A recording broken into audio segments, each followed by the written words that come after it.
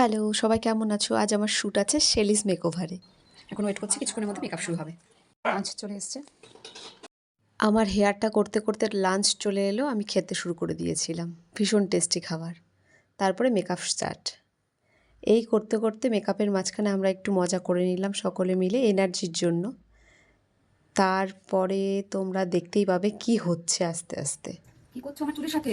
কেন প্রাণ করছি? ধোয়া বেরোচ্ছে কেন? আমার মাথা দিয়ে এত ধোয়া বেরোচ্ছে কেন? কেন দমকলটা আগুন লাগেছে নাকি?